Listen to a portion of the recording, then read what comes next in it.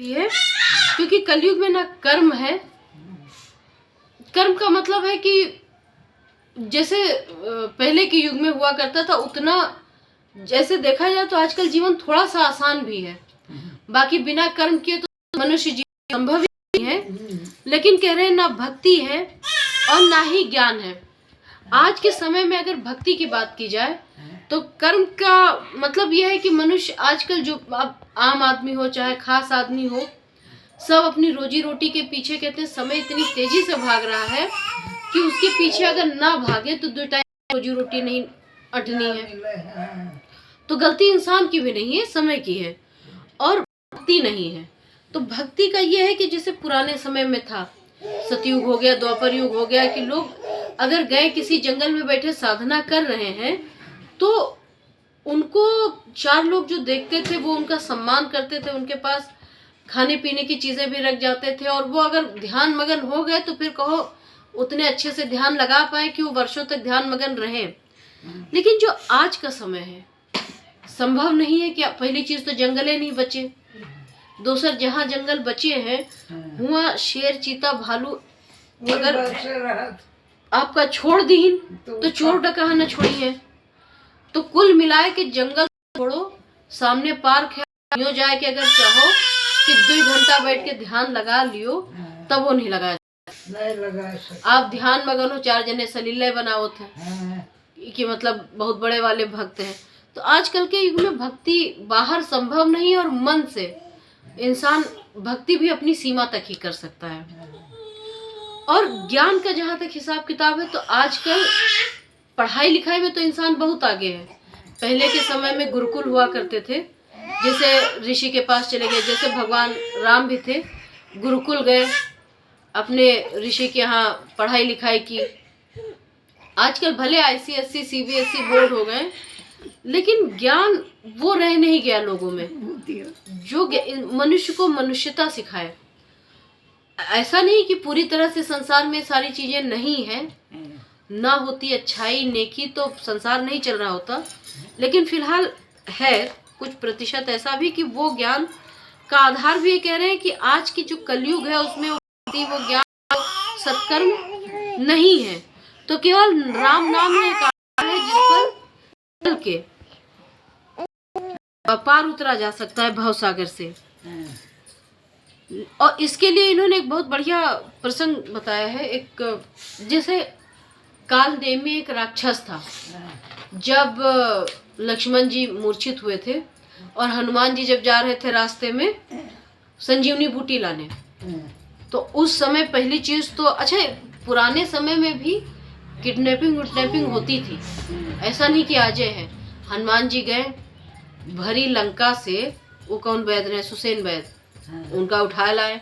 अगुए करब तो भवा, कौन गए रहा उनसे परमिशन लेके कि डॉक्टर साहब चलो, गए सीधे उठाइन घर कुरिया चल दीन। अच्छा, आदमी का उठाए के लाओ, ये बड़े वाले उनका घर सहित उठाए लाए कि इनका कटोरा चम्मच ढूंढे ना पड़े, औषधि सहित ले चलो।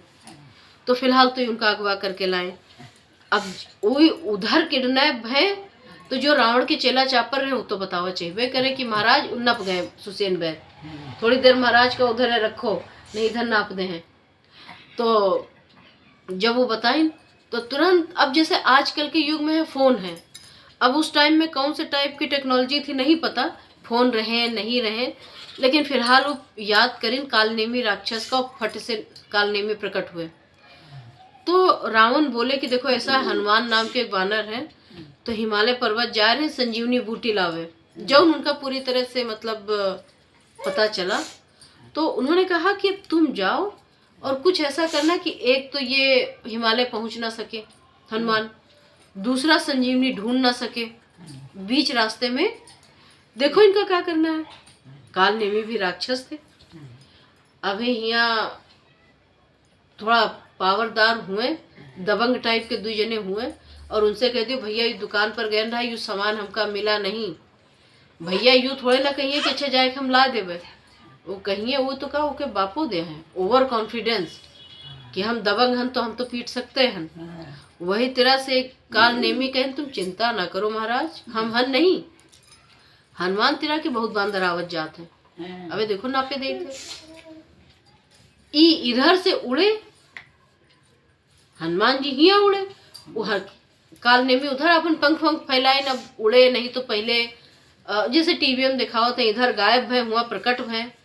तो फिलहाल ये जो है हिमालय से पहले रास्ते में एक पर्वत पर भगवा मतलब साधु भेष बनाए के बैठे और राम नाम जपने लगे।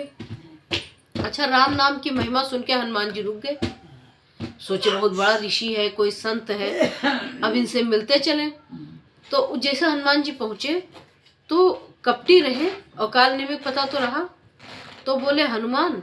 तो हनुमान जी अपना नाम सुन के आश्चर्यचकित, फिर बोले तुम लक्ष्मण जी के लिए जो संजीवनी बूटी लेने जा रहे हो, पहले रुको, थोड़ा विश्राम करो, और हमारी भक्ति में इतनी शक्ति है। ये भक्ति की शक्ति हनुमान जी की थी कि असंभव था लंका से हिमालय जाकर उसी रात वापस आ जाना, परंतु किया उन्होंने। भक्ति की शक्ति ये थी।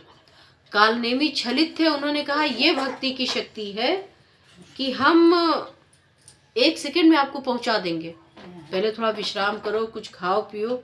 अच्छा, हनुमान जी थोड़ा सरल स्वभावी थे, कहते हैं जो भक्त होता है वो थोड़ा सरल स्वभाव होता है, और भक्त ही नहीं जितने भी मनुष्य हैं जिनके अंदर नीचता नहीं है कि जरा सी कुछ अच्छा हुआ तो तुरंत पानी के बुलबुले की तरह उतराए लगे, कि फिर तुरंत उड़ गए तारीफ में।